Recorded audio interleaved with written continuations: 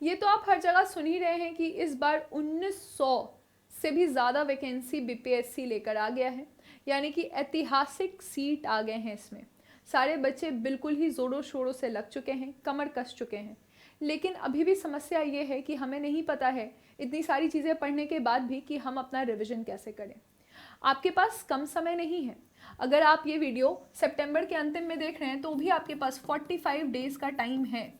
45 days यानी कि 30 दिन हम लगभग अक्टूबर में लेकर चल रहे हैं और 15 दिन हम लगभग नवंबर के महीने में लेकर चल रहे हैं।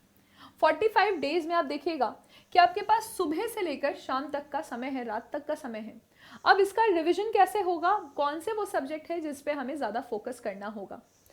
हमें सबसे पहले सुबह में जो सब्जेक्ट आपका वीक है, जैसे कि वीक हमारा कौन सा सब्जेक्ट हो सकता है, साइंस हमारा सब्जेक्ट एक ऐसा है जो कि वीक हो सकता है और इसके मार्क्स भी ज़्यादा हैं, 30 मार्क्स यहाँ पर आ रहे हैं।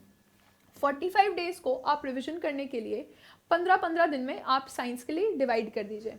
15 को आप इस तरह भी कर सकते हैं कि 20 दिन आपने ऐसे दे दिया, फिर 10 दिन और फिर 10 दिन। इसको कैसे कर रहे हैं हम, तो फिजिक्स का, जैसे फिजिक्स में कम क्वेश्चंस आते हैं तो 10 यहाँ पे, केमिस्ट्री में सबसे ज़्यादा क्वेश्चन एक्चुअली बायोलॉजी के आते हैं, तो हमने इसको इस तरह से डिस्ट्रीब्यूट किया है। 40 दिन का हम बात कर रहे हैं, 40 डेज़ का।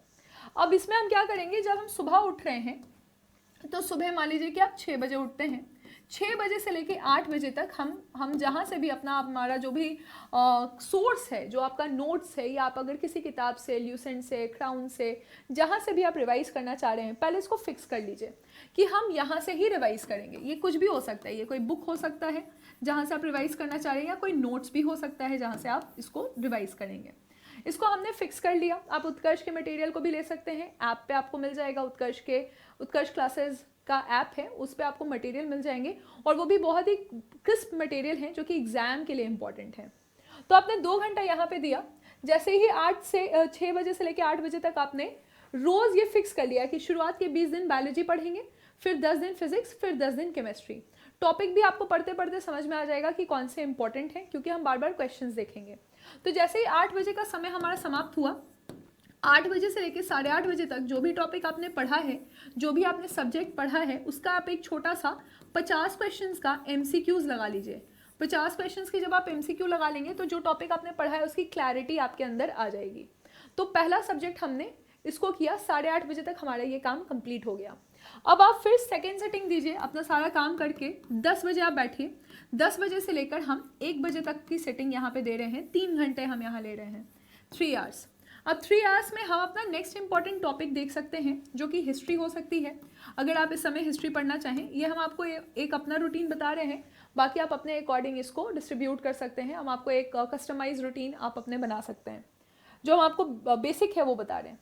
तो हिस्ट्री में हमने क्या किया, अब हिस्ट्री में हमारे पास पूरे 45 डेज़ हैं, तो इसको भी हमने ऐसे ही डिस्ट्रीब्यूट किया, यानी कि 10 दिन, 10 दिन और 20 दिन। तो 10 दिन हमने सिर्फ एंशंट हिस्ट्री देखा, फिर 10 दिन हमने मीडिएवल देखा और 20 दिन लास्ट में हमने मॉडर्न हिस्ट्री देखा। इसके भी हमने सोर्स और मटेरियल अपने फिक्स रखे हैं। अगर आप वापस से स्पेक्ट्रम को रिवाइज करना चाहते हैं, कोई बात नहीं, आप रिवाइज कर सकते हैं।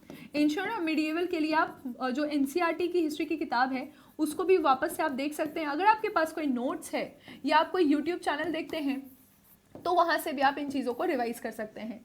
लेकिन फिक्स होना चाहिए कि 10 दिन लगातार हम एंशिएंट ही देख रहे हैं। एंशिएंट में क्या, तो हम बुद्धिज़्म, जैनिज़्म, उसके बाद सिखिज़्म देख रहे हैं। उसके बाद आप देख सकते हैं कि यहाँ पर एंशिएंट के समय में ही बेसिकली जो साउथ इंडिया की हिस्ट्री है वहाँ से भी सवाल आते हैं, चोला, चेरा, पांड्या। मिडिएवल में आप जानते हैं दिल्ली सल्तनत से इतने सारे क्वेश्चन आते हैं। उसके बाद मुगल एम्पायर में अकबर से अलग से ही क्वेश्चन बहुत ज़्यादा पूछे जाते हैं।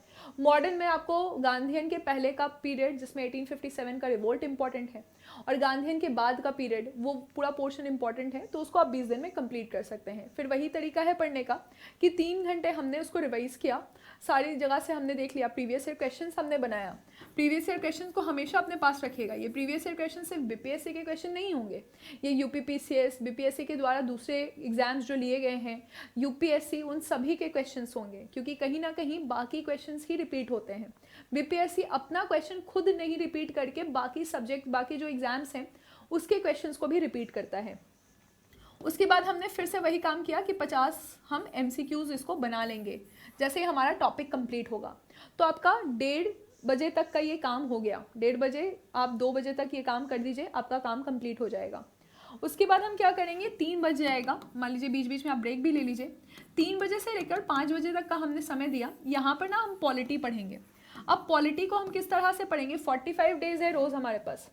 यहाँ हम पहले इंपॉर्टेंट टॉपिक्स पढ़ लेंगे, जैसे हमने प्रियम्बल कर लिया, फंडामेंटल राइट्स कर लिए, फंडामेंटल ड्यूटी का भी क्वेश्चन पूछा जाता है, नागरिकता का कानून इंपॉर्टेंट है, तो करंट अफेयर्स में जो पॉलिटी है जैसे कि सिटीजनशिप है, या फिर आर्टिकल नंबर 93 है जिसमें स्पीकर एंड डिप्टी स्पीकर हैं, आर्टिकल नंबर 44 हैं, तो ये करंट अफेयर्स के भी कुछ टॉपिक्स हैं जो पॉलिटी में बार बार पूछे जाते हैं, स्कीम्स वगैरह भी आ जाते हैं। पार्लियामेंट तो करके ही जाना है ना, बिल कैसे पारित होता है, पार्लियामेंट के सत्र के बारे में, प्रेसिडेंट आपको पढ़ना होगा, पंचायत आपको पढ़ना होगा, और इसके साथ साथ आपकी जो constitutional and non constitutional bodies हैं। मतलब 45 डेज आपके पास है, आप लक्ष्मीकांत को एक बार पूरा पलट सकते हैं अगर आपने रोज़ 2 घंटे पॉलिटी को दिया। अब इसके फिर से हमने घटना चक्र आप देख सकते हैं, उसमें प्रीवियस ईयर क्वेश्चन हैं सारे, तो PYQs आप वहाँ से पढ़ सकते हैं, वहाँ के आप क्वेश्चन रोज़ 50 क्वेश्चन आप करिए, आपका ये भी एक मेजर चंक कंप्लीट हो जाएगा। ये हो गया आपका 3 बजे से लेकर 5 बजे तक का समय। अभी तक हमने कितनी चीज़ें पढ़ ली, हमने साइंस पढ़ लिया, हमने हिस्ट्री पढ़ लिया, हमने पॉलिटी भी पढ़ ली है। फिर हम क्या करेंगे, अब आप देखिएगा यहाँ पर जब आपका ये सारा पोर्शन हो गया है तो मेरी एक करंट अफेयर्स की क्लास आती है, रोज़ सुबह 8 बजे आती है, लेकिन आप अपने शेड्यूल के अकॉर्डिंग इसको देख सकते हैं, आप इसको रिकॉर्डेड भी देख सकते हैं। मान लीजिए अभी तक आप थक गए हैं थोड़ा, तो आप क्या कीजिए कि करंट अफेयर्स के लिए आप बिल्कुल इस क्लास पर डिपेंड कर सकते हैं। अब यहाँ पे हमने 1 घंटे की ये रिकॉर्डेड क्लास देखी, ठीक है, थोड़ा सा माइंड भी हमारा फ्रेश हो गया।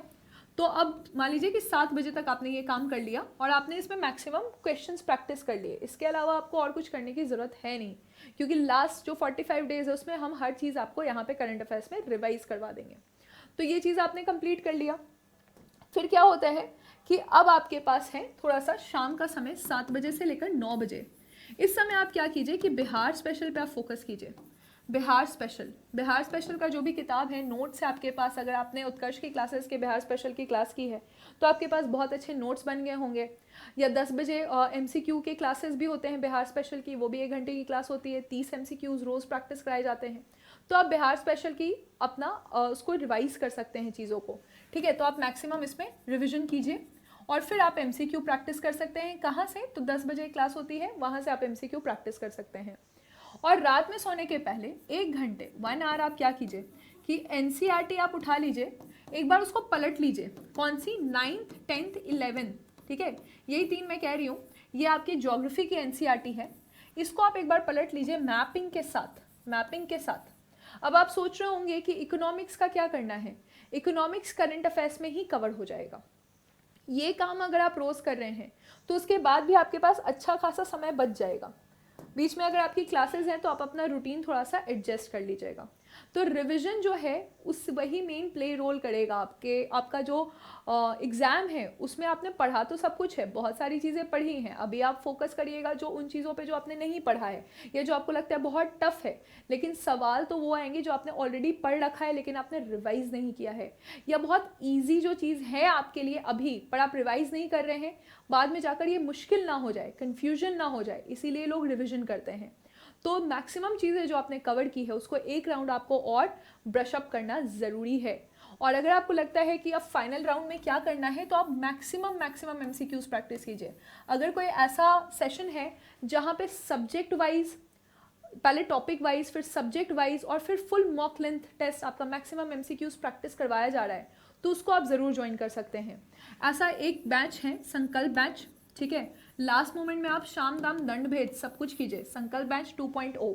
ये संकल्प बैच 2.0 में क्या होगा, तो इस बैच में आप क्या कर सकते हैं कि टॉपिक वाइज, जैसे अगर मैं आपको इंडियन ज्योग्राफी पढ़ा रही हूँ तो एक दिन मैंने सॉइल का क्वेश्चंस कराया, फिर एग्रीकल्चर का क्वेश्चन कराया, उसके बाद मैंने मिनरल्स के क्वेश्चंस कराए, है ना, इंडिया में जो चीज़ें न्यूज़ में हैं उसके क्वेश्चंस कराएं।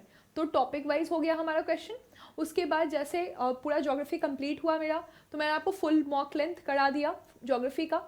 इसी तरह से हर सब्जेक्ट आपके चलेंगे, पॉलिटी हो गया या साइंस हो गए, हिस्ट्री हो गए, और फिर लास्ट में आपका जो पूरा मिक्स होता है वो इसमें हो जाएगा। तो ये बैच है, उत्कर्ष के ऐप पे मिल जाएगा। कॉस्ट आप सोच रहे होंगे ये 1000 रुपीज़ का बैच है, ठीक है। लास्ट मोमेंट पे आपको कुछ भी और नहीं सोचना है, अगर आपको इस तरह का कोई मटेरियल मिल रहा है तो ये बहुत अच्छी बात है, बहुत ईजिली आप एक्सेस कर सकते हैं इसको और इसमें लग कर पढ़ाई कर सकते हैं। Thank you.